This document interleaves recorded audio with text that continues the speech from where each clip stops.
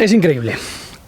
Es increíble. Increíble, y seguramente alguno de vosotros, los más jóvenes, sobre todo, no me creeréis. O sea, creeréis que esto es mentira, que esto es imposible, que cómo ha podido pasar esto y que cómo os estoy pudiendo contar esto. Que cómo, a ojos de la FIFA, a ojos de prácticamente todo el mundo y a ojos de los títulos, el mejor club de la historia del fútbol, el club más laureado a nivel continental de la historia del fútbol, se tiró 32 años, no siendo un don nadie, pero sin levantar su copa. La copa que más veces ha levantado. El Real Madrid, desde 1966 hasta 1998, no ganó ni una Champions, ni una sola Copa de Europa. Y no solo eso, sino que se tiró muchos años sin jugarla, se tiró muchos años sin ganar títulos nacionales, se tiró muchos años con problemas económicos, con problemas de jugadores, con problemas de vestuario, con problemas institucionales, y realmente no fue todo lo grande que antes había sido y que después, lógicamente, ha sido. A mí es una de las historias que más me fascinan en el mundo del fútbol español. Lógicamente lo dejamos fuera de toda polémica, de todos colores y de todo lo que sea. Yo no soy del Madrid, no soy antimadridista, no soy nada, me da exactamente igual, pero me gusta la historia de mi fútbol, me gusta la historia del fútbol español y me gusta la historia de los clubes del fútbol español. Por eso creo que esta historia es bonita de contarla, así que simplemente hay que escucharla. Si eres del Real Madrid, perfecto. Si no eres del Real Madrid, perfecto, pero yo creo que todas las polémicas se quedan fuera porque yo nunca voy a hablar de ninguna de las polémicas. Así que simplemente historia, que hacía tiempo que no traía. Dejad un like si os gustan las historias de fútbol, ya sabéis, pues anécdotas, cositas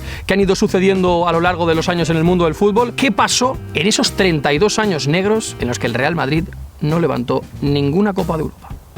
Bueno, el tema. Vamos a ir contando cronológicamente, como si fuera un cuento, todo lo que sucedió desde ese 66 hasta ese 98 en el que el Real Madrid gana la séptima con Mijatovic. Tengo que decir que para hacer este vídeo he tenido una ayuda inmensa de uno de los mejores periodistas e historiadores sobre fútbol de España, Alberto López Frao, comentarista, lo habéis escuchado todos, comentarista de Movistar Plus, de multitud de partidos de fútbol internacional, de segunda división, un auténtico crack que conoce al dedillo la historia del Real Madrid y que me la ha explicado, que me ha ayudado a comprender cosas que yo, pues lógicamente, como no había nacido, no sé. Y todo empieza en el 66, cuando el Real Madrid gana su última Copa de Europa. Realmente es así. Sabéis que en el 92 empieza a denominarse Champions la Copa de Europa, y la última Copa de Europa como tal, su sexta, que gana el Real Madrid, es en el año 1966. Esa que corona a Paco Gento como el futbolista con más Champions, con más Copas de Europa de la historia, que tiene actualmente 6. Cristiano, ya sabéis que tiene 5, ¿no? Porque el otro día al tío se le ocurrió salir diciendo que tenía 5 del Metropolitano. No sé si creéis que Paco Gento será superado. Dejádmelo en comentarios. Quizá por Cristiano, que tiene 5, quizá por Messi, quizá por otro futbolista. Dejad en comentarios, ya digo, si creéis que Paco Gento será superado. En todo caso, en el 66 ganó esa Copa de Europa, y a partir de ahí pues comenzó una época del Real Madrid negra. Negra porque, a pesar de que ese Madrid conocido como el Madrid de los Yeye era un grandísimo equipo, un equipo que dominaba en España, que dominaba en Europa,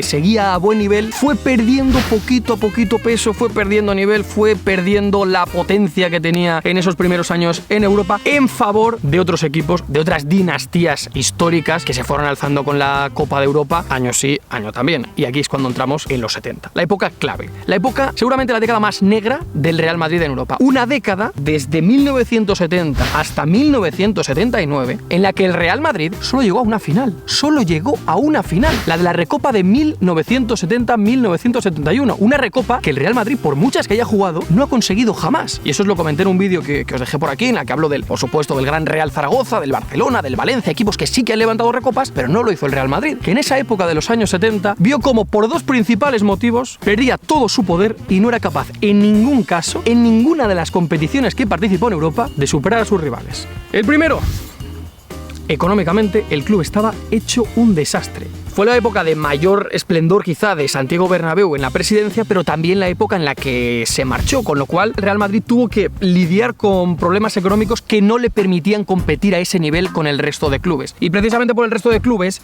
me refiero a cosas como esta. Ajax y Bayern de Múnich ganaron 6 Champions de forma consecutiva, 3 del Ajax, 3 del Bayern de Múnich. ¿Qué quiere decir esto? Pues que se estaban erigiendo grandes hegemonías, como la que fue ya el Real Madrid en los 60, pero en otras partes de Europa. Ese Ajax era imparable, lógicamente. ¿Cómo competir con esas canteras? ¿Cómo competir con ese nivel? Y por supuesto el Bayern de Múnich, el gran fútbol alemán de los 70. Entonces, pues lógicamente el Madrid se quedaba en pañales en esas épocas, viendo cómo ni por economía ni por cantera podía hacer frente a esos grandes equipos. El tema es que después de ello surgió el grandísimo esplendor del fútbol inglés. Liverpool, Aston Villa o el gran Nottingham Forest de Brian Clough, que levantó 2 Copas de Europa. Y todo esto daría paso a los 80. Unos 80 que comenzaron muy mal, pero que guardarían varias sorpresas positivas para el Real Madrid.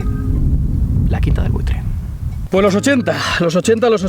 Qué diferentes fueron los 80 para el Real Madrid, porque claro, empieza después de la muerte de Santiago Bernabéu, con la presidencia de Luis de Carlos y con posiblemente la mayor crisis económica de la historia del Real Madrid. Un club millonario que por aquel entonces pues no tenía pasta. ¿Y qué pasó cuando no tenía pasta? Pues que tuvo que recurrir al Castilla, un equipo que precisamente Santiago Bernabéu había repatriado o había incluido dentro del Real Madrid, porque antes no existía. Antes era el plus ultra, el Castilla, un equipo paralelo al Real Madrid que no estaba dentro del organigrama y que al desaparecer Santiago Bernabéu compró sus derechos federativos, lo renombró como Castilla y entonces fue el filial del Real Madrid. Y suerte que tenían ese Castilla, porque en la temporada 79-80 ese Real Madrid-Castilla llegó a la final de la Copa del Rey. Un Real Madrid-Castilla previo a la Quinta del Buitre que gracias a ello pudo nutrir al primer equipo. Un primer equipo en los primeros años de los 80 se quedó 5 temporadas consecutivas sin ir a la Copa de Europa. Sabéis que antes solamente iban a la Copa de Europa quien ganaba las ligas y quien ganaba la propia Copa de Europa, con lo cual si no ganabas la liga, y fue una época en la que el fútbol vasco estaba en esplendor, son las míticas 2 ligas de la Real Sociedad, llega otra liga también del Athletic Club y ahí pues realmente ni Barça ni Madrid tenían hueco. El Madrid se queda fuera de todas esas competiciones y tiene que recurrir a un Castilla que poco a poco va nutriendo al primer equipo de futbolistas de la talla de Mitchell, de Sanchís, de Pardeza, de Martín Vázquez y de Butragueño.